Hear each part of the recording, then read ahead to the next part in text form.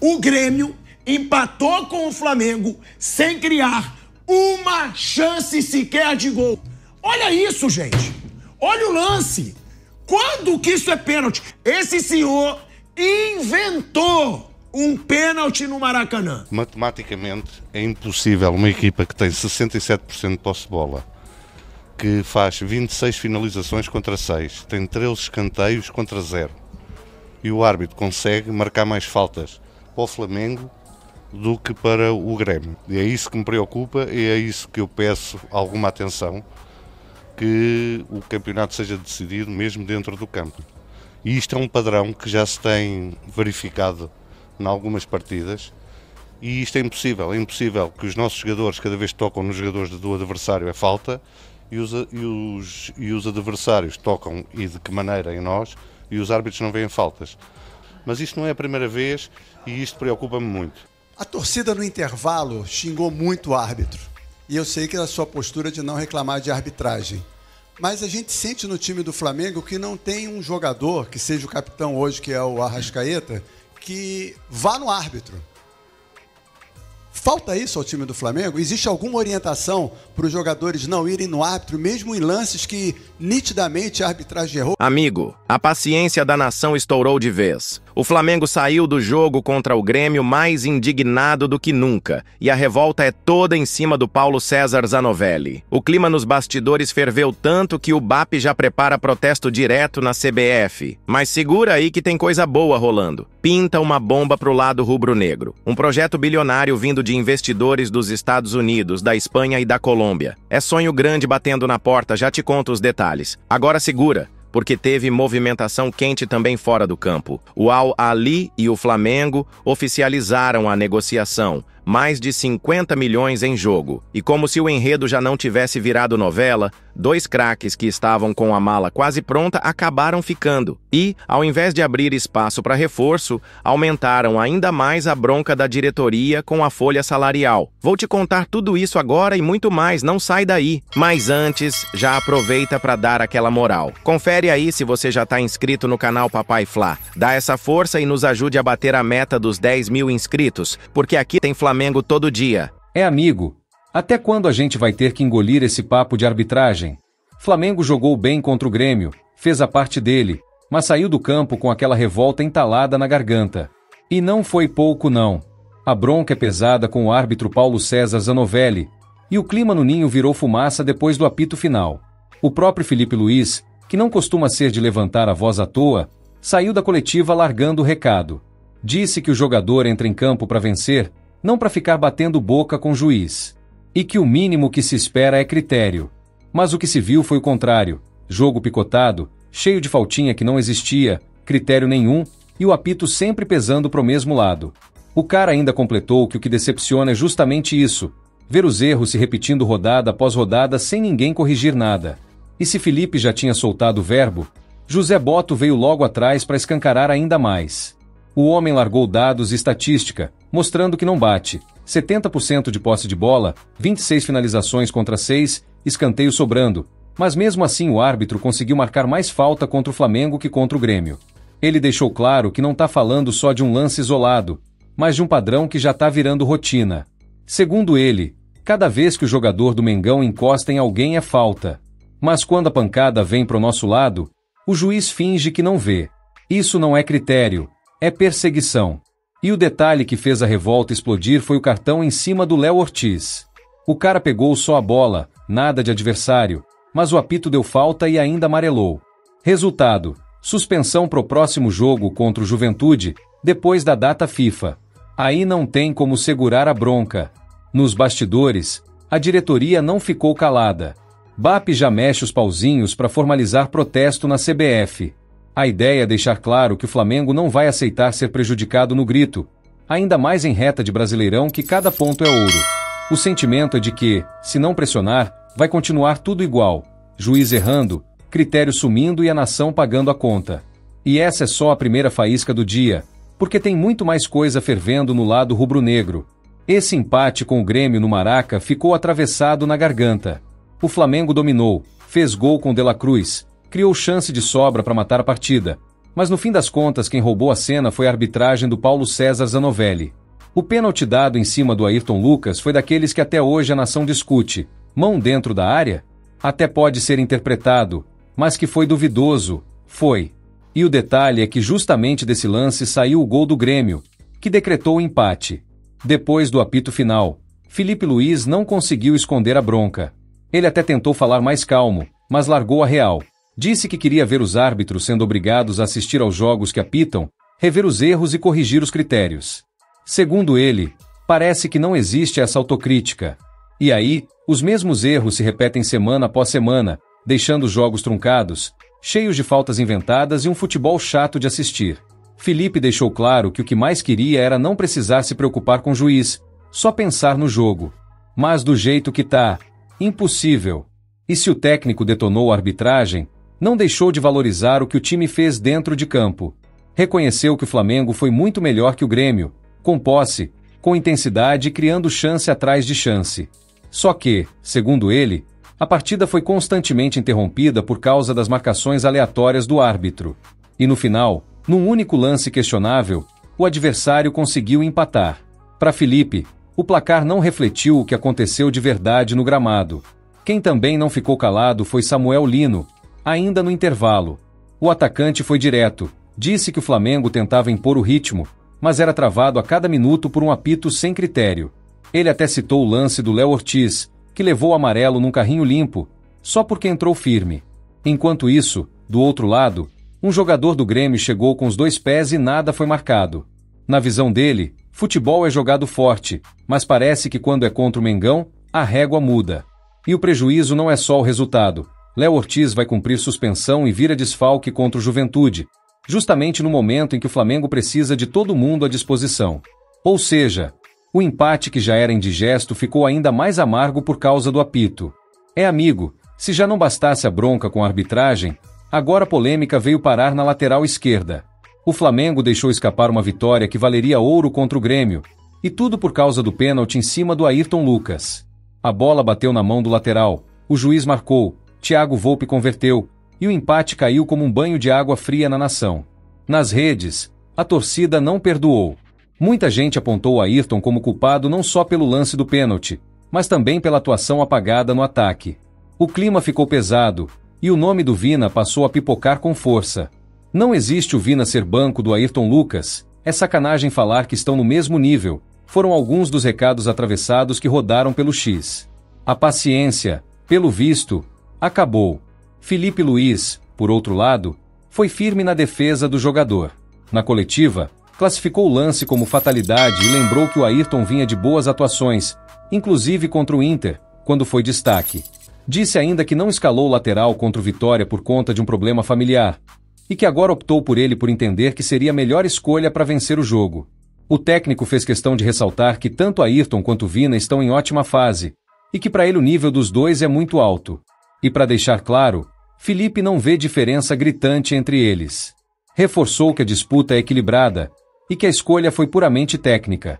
Para ele, o Flamengo tem hoje 3 opções de peso na lateral. Alexandro, que é o titular mas está parado com lesão na panturrilha. Ayrton Lucas, que vinha bem até o pênalti contra o Grêmio. E Vina, que a torcida pede cada vez mais. Ou seja, na visão dele, não tem erro em nenhum dos nomes. Só que, convenhamos, a paciência da arquibancada não acompanha esse discurso. O torcedor olha programado e enxerga o uruguaio em outro patamar. A pressão pela titularidade de Vina só aumenta, principalmente depois de um tropeço desses em casa, onde os detalhes custam caro. E o Maraca, que já estava fervendo por causa da arbitragem, ficou ainda mais dividido com essa decisão de Filipe. Enquanto o treinador tenta blindar seu elenco, a nação pede mudança na hierarquia da posição. O que não falta agora é debate quente sobre quem deve segurar a vaga. E essa é só mais uma dor de cabeça no momento em que o Mengão precisava era de paz para disparar no Brasileirão. Agora, segura essa. Mercado da bola nem sempre se joga no ataque. Dessa vez, o Flamengo tentou acelerar, mas acabou travado pelos próprios nomes que já tem no elenco. A diretoria contava em negociar Michael e Everton Cebolinha para abrir espaço na folha e trazer reforços de impacto, mas nada aconteceu. O Aldo Rail até sondou Michael, mas não chegou com proposta. E no caso do Cebolinha, Nem conversa séria pintou. Resultado, os dois seguem no ninho, já passaram dos 7 jogos no Brasileirão e não podem ser transferidos para outro clube aqui dentro. Isso virou uma pedra no caminho da estratégia. O Mengão tinha mira em peças pesadas como Andréas Pereira e Marcos Leonardo, mas com a folha estourada e sem saída confirmada, não teve como bancar. Foi o jornalista Fabrício Lopes que cravou: o Flamengo recuou no fim da janela justamente porque não conseguiu negociar os atacantes. A conta é simples: se não sai ninguém, não entra ninguém. O problema é que isso bate de frente com uma preocupação maior. O clube mantém o Bruno Henrique como prioridade absoluta no elenco, mas a situação dele pesa. O atacante vai ser julgado no STJD por suposta ligação com apostas esportivas, e a pena pode variar de 360 até 720 dias de suspensão. É um risco enorme de perder um dos líderes técnicos e emocionais do time. Por isso, a diretoria até sondou nomes como Lucas Beltrán e o próprio Marcos Leonardo, mas sem espaço financeiro e com a folha carregada por Michael e Cebolinha, ficou só na conversa. Na prática, o Flamengo chega no fim da janela com um elenco forte, líder de Brasileirão e firme nas quartas da Libertadores, mas sem aquele reforço que poderia dar ainda mais profundidade para o ataque. A aposta é que Cebolinha e Michael recuperem o protagonismo, ou pelo menos sirvam como soluções internas até o fim da temporada. Mas a nação não esconde a bronca. Queria ver o Mengão ousando mais no mercado, especialmente diante da incerteza do futuro do Bruno Henrique. No meio da chiadeira com o juiz e da frustração por mais um tropeço, teve um detalhe que deixou a nação um pouco mais animada: a atuação do De La Cruz. O Flamengo ficou no empate contra o Grêmio, perdeu a chance de disparar na liderança, mas quem roubou cena dentro de campo foi o uruguaio. O cara mostrou intensidade, disciplina e aquela garra que todo mundo cobra de quem veste o manto. Desde o apito inicial ele se mostrou ligado. Na recomposição, foi incansável. No ataque, sempre buscando acelerar a transição, carregando a bola em velocidade e abrindo espaços que antes pareciam fechados. Não se escondeu, pediu jogo, tentou dar profundidade pelo meio e ainda apareceu bem na marcação, ajudando a recuperar posse em lances decisivos. Felipe Luiz, que não costuma se empolgar fácil, foi claro, saiu impressionado com o nível de entrega do meia. E vindo dele, que é perfeccionista e conhece como poucos o futebol de alto nível, não é elogio qualquer. Mas talvez o mais simbólico nem tenha sido dentro das 4 linhas. No vestiário, o ambiente foi de reconhecimento. Segundo Bolavip, os companheiros fizeram questão de demonstrar carinho pelo uruguaio, que vinha de semanas turbulentas. O grupo celebrou o desempenho como uma volta por cima, uma resposta madura, mostrando que De La Cruz não se deixou abalar por críticas recentes. Esse acolhimento conta muito, porque cria moral com o elenco e fortalece o espírito coletivo. E num time onde a concorrência por posição é braba, ganhar respeito do vestiário é tão importante quanto arrancar aplauso da arquibancada.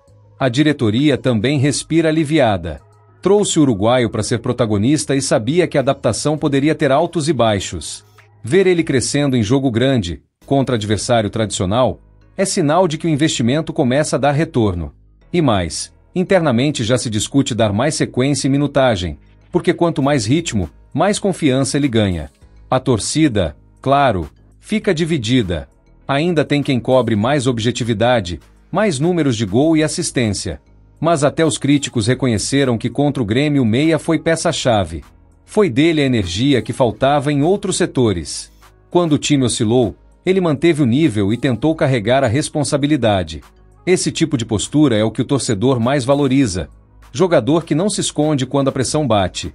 No contexto maior, o Flamengo precisa exatamente disso.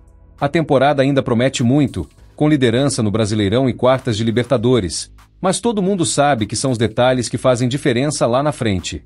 Ter um De La Cruz em alto nível significa ganhar uma alternativa ofensiva e defensiva ao mesmo tempo.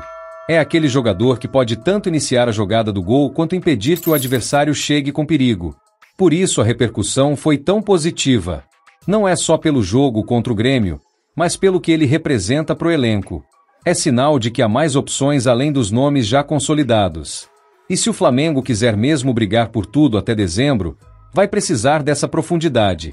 O recado que ficou é simples. De La Cruz mostrou que pode ser titular, mostrou que pode decidir e principalmente mostrou que está pronto para assumir responsabilidade.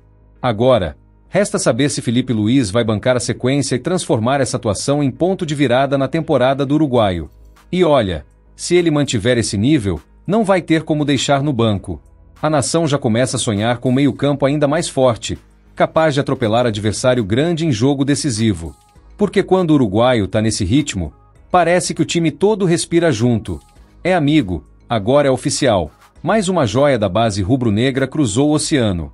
O Matheus Gonçalves, aquele mesmo meia de talento que muita gente na nação ainda apostava que podia vingar, foi anunciado pelo Al-Ahly, da Arábia Saudita.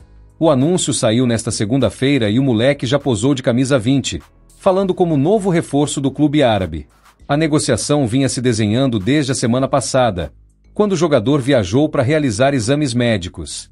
Recebeu o ok, e aí não teve volta. O Al-Ahly fechou o contrato e botou dinheiro grosso na mesa. Para tirar o garoto do Flamengo, o clube desembolsou 8 milhões de euros, algo em torno de 51 milhões de reais na cotação atual. E não foi só fatia, não, os árabes levaram 100% dos direitos econômicos. É grana pesada e que mostra como o mercado internacional enxerga valor em quem sai da Gávea. Pro Flamengo, é mais um capítulo da tradição, revela, dá rodagem, valoriza e vende. Já pro jogador, é a chance de ouro de se firmar num cenário de visibilidade, claro, com bolso cheio. Mas a saída tem sua história. Matheus foi multicampeão na base do Mengão, nome importante nos títulos, inclusive no Mundial Sub-20 quando o Flamengo bateu o Barcelona nos pênaltis no Maraca. Só que, quando chegou a hora de subir para os profissionais, não conseguiu se firmar. Chegou a ser emprestado ao Red Bull Bragantino em 2023, voltou, mas a concorrência no elenco principal sempre foi desumana. Nesta temporada, perdeu espaço de vez com o Felipe Luiz. Pediu até para ser integrado ao Sub-20, para ganhar minutagem e ritmo, o que mostra que o cara queria jogar de qualquer jeito. Só que, com o mercado árabe em cima e a proposta milionária batendo na porta, ficou difícil segurar. E não é segredo, pro Flamengo, uma venda dessa ajuda a manter as contas equilibradas e ainda abre espaço para novas apostas. A torcida, claro, divide opinião. Tem quem lamente a saída de mais um garoto que poderia dar retorno dentro de campo, ainda mais num elenco que precisa de profundidade. Mas também tem quem enxergue como bom negócio, afinal, a chance dele ser titular em sequência era pequena, e o valor recebido foi considerável. O fato é que o ciclo do Matheus Gonçalves com o manto acabou de forma precoce, mas com marca registrada. Título mundial pela base e a sensação de que talento ele tem de sobra. Agora, a vida segue. O Flamengo mantém o radar ligado em outros jovens e, ao mesmo tempo, vê mais uma cria se espalhar pelo mundo. Já o Matheus começa um novo capítulo no Al-Ahly, onde o desafio é provar que pode transformar o rótulo de promessa em realidade. A torcida no intervalo xingou muito o árbitro. E eu sei que é a sua postura de não reclamar de arbitragem. Mas a gente sente no time do Flamengo que não tem um jogador, que seja o capitão hoje, que é o Arrascaeta, que vá no árbitro. Falta isso ao time do Flamengo? Existe alguma orientação para os jogadores não irem no árbitro, mesmo em lances que nitidamente a arbitragem errou, como num carrinho do Kahneman, me parece, né, do De La Cruz, que nem falta ele marcou, enquanto ele dá um cartão amarelo para o Léo Ortiz?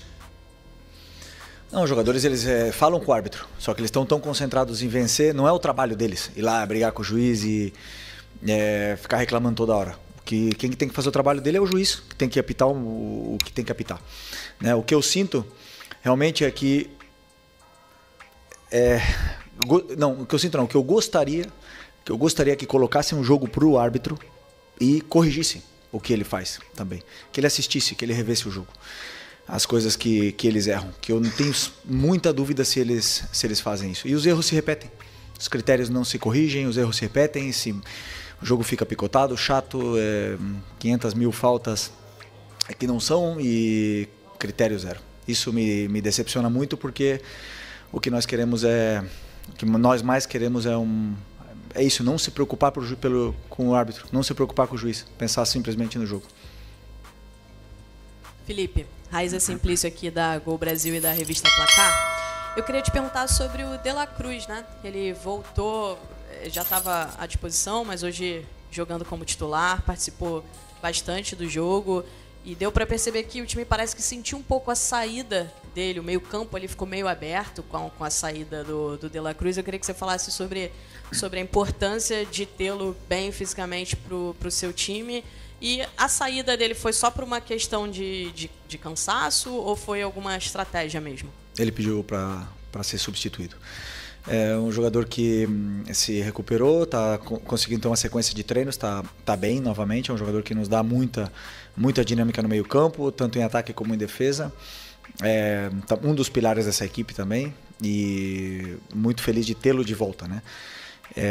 No momento que ele saiu, e você falou que o meio abriu, realmente estávamos no momento onde o nosso time já estava sofrendo, né? Já estava um pouco, não sofrendo, senão com dificuldade de sair, e não simplesmente pela saída do De La Cruz, senão pelo momento que a equipe estava talvez tentando mais defender o resultado que continuar com as dinâmicas, e aí acabamos sofrendo mais. Felipe, boa noite. Pedro Ramos, da Sintonia Esportiva. Você comentou agora há pouco que no segundo tempo o Grêmio impôs a vocês uma necessidade de ter velocidade e você acabou mexendo pelo Pedro no lugar, colocando o Bruno Henrique.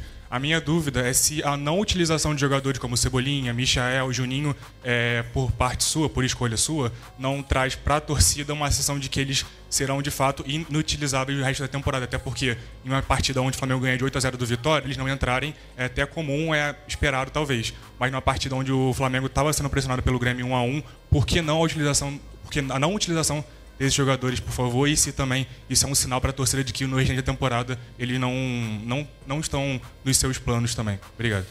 O Juninho não estava no banco, não poderia entrar. Sim. Sim, o Cebolinha e o Michael, sim. Mas eu sinto que os dois jogam na mesma posição, que na posição do Lino. Eu sentia que o Lino está num momento bom, determinante, decisivo, e na minha visão não era falta de perna ou falta daquele momento que o Lino estava abaixo. Para mim não, para mim naquele momento ele estava bem, e também o Arrascaeta, né? Poderia ter tirado o Arrascaeta, mas eu sentia que com bola ele estava sendo muito determinante. Cada vez que a bola chegava nele, ele tem perigo, ele faz a diferença. Então eu optei por deixar os que eu achei que fossem melhor até o final do jogo para poder tentar vencer. Boa noite, Felipe. Léo José, do Coluna do Fla. O Vinha, depois de ficar um bom tempo parado, ele voltou contra o Bragantino, jogou bem, você até elogiou a atuação dele. E a partir dali ele não teve tanta minutagem em comparação com o Ayrton Lucas, por exemplo. Do lado esquerdo você tem o Samuel Lino, o Ayrton Lucas, que são dois jogadores ali que atacam o espaço, que atacam a linha de fundo, mas o Vinha é um pouquinho mais construtor, né, ali por dentro. Qual o motivo de você escalar o Ayrton Lucas e não dar tanta minutagem para o Matias Vinha? Depois do Bragantino, o Vinha jogou contra o Atlético Mineiro. Não sei se foram 2 jogos, né, o do Brasileiro e também da Copa. Depois o Ayrton jogou na Copa e os dois estão muito bem. Depois o Alexandre voltou contra o Inter. O Ayrton Lucas jogou no jogo no Brasileiro contra o Inter, e para mim a disputa tá muito acirrada, o nível está muito alto. Na verdade, o Ayrton fez um jogo contra o Inter espetacular. E como eu falei para vocês na outra coletiva, o Ayrton não começou contra o Vitória porque teve um problema familiar. Para mim, no nível que ele estava jogando e que está jogando, realmente tá complicado de escolher. Então a minha escolha foi opção pelo que eu achava que era melhor para poder vencer o jogo. E os 3 continuam sendo opção muito, muito boas para o treinador poder escolher e ter o lateral de alto nível. Aqui, Felipe, boa noite. Felipe, você teria 5 datas livres, né? Semanas cheias de trabalho até o final da temporada, porém teve uma mudança no calendário em que de agora para frente, tirando as datas FIFA, quarta e domingo, você vai ter que jogar todas, ainda tem um jogo atrasado contra o Sport. Queria saber como é que você replanejou o seu trabalho, né, o seu trabalho para esse restante de temporada, uma vez que você já falou várias vezes que 4 dias de descanso para você, para o seu time, é muito importante, que uma semana livre faz muita diferença. E, por exemplo, você tem o Cruzeiro brigando com você ali na parte de cima da tabela, que não teria essas datas, que passou a ter essas datas aí, Flamengo e Palmeiras ficando visivelmente prejudicados. Queria saber como é que você replanejou isso. Obrigado. Bom, né, o clube já se posicionou sobre essa mudança do calendário e temos que nos adaptar. Temos um elenco muito forte para poder competir até o final. Com essa mudança, mas que para os próximos anos que esse planejamento seja melhor, seja realmente organizado para que todos possamos, nenhum possa sair prejudicado com nenhuma mudança. Felipe, boa noite. A gente teve hoje, eu vou sair um pouco do âmbito do jogo, né? Porque a gente teve hoje uma situação muito importante que aconteceu, não sei se você estava sabendo. A torcida jovem voltou para as arquibancadas e recentemente a raça rubro-negra voltou também. Queria que você falasse um pouco da importância de ter essas torcidas aí apoiando com instrumentos, com tudo, né? Podendo também apoiar, né? Fazer aquela batida, né? Junto com o time. Como é que você vê esse retorno das organizadas do Flamengo, né? E inclusive nessa reta final aí de temporada? Bom, é importante que o Maracanã esteja sempre lotado, que a torcida entenda que precisamos deles, precisamos do apoio, que a torcida nos empurre junto, porque não vai ser fácil, esse Campeonato Brasileiro não é fácil. Depois de uma goleada, já conhecemos bem o que é o Flamengo, né? E depois das derrotas também. Existe uma euforia muito grande, mas é importante que o torcedor saiba que quando venha para o Maracanã, nós pedimos para que venham empurrar a equipe, né? Não simplesmente esperar outra goleada, né? Então é muito importante para mim que esses torcedores entendam isso e que venham para apoiar, porque precisamos muito da torcida até o final, que tenho certeza que eles vão fazer a diferença nessa mudança aí que aconteceu, com a volta deles. Felipe, boa noite. Claro que um gol muda muito a cara do jogo, eventualmente, não só pelo que representa para o time que faz, mas no plano do adversário. Em dado momento, o plano defensivo do Grêmio, praticamente só defensivo, já não servia mais porque era o jogo. Só que o jogo acaba ganhando muitas características diferentes, né? Como é se reprogramar dentro de campo para jogos diferentes que existem dentro de um jogo? Por exemplo, era o tempo todo o jogador do Flamengo provavelmente sabendo que era um jogo que ele retomava a posse de bola, enfrentava uma defesa fechada, um adversário que saía de trás mais com bola longa, saltando a pressão do Flamengo, e de repente o adversário está tentando ficar um pouco mais com a bola, com o Cristaldo, com o Pavão, com o Aravena, tentando ficar um pouco mais com a bola, e aí você precisa tentar pressionar. A sua saída de bola, que não era pressionada, de repente passa a ser pressionada desde o tiro de meta. É difícil passar de um jogo a outro dentro do jogo, e por isso você acha isso é parte do desafio naquela parte final do jogo, que o Flamengo, com a vantagem, teve um pouco mais de dificuldade para gerir o jogo? Não, eu sinto que o Grêmio, a única forma que o Grêmio tinha ou escolheu para tentar machucar a nossa equipe foi com lançamentos em profundidade, na qual controlamos bem quase todas, né? Até mesmo a do pênalti do Ayrton. Não ia acontecer nada. Foi uma bola que ia para trás no pé do nosso jogador. Então não estavam machucando, mesmo com essas mudanças e com a forma de jogar. Eu não lembro de ter um chute no gol do Rossi, assim, sinceramente. E nós com bola estávamos com mais facilidades ainda, com exceção do tiro de meta, que é verdade que eles subiram as linhas e pressionaram mais.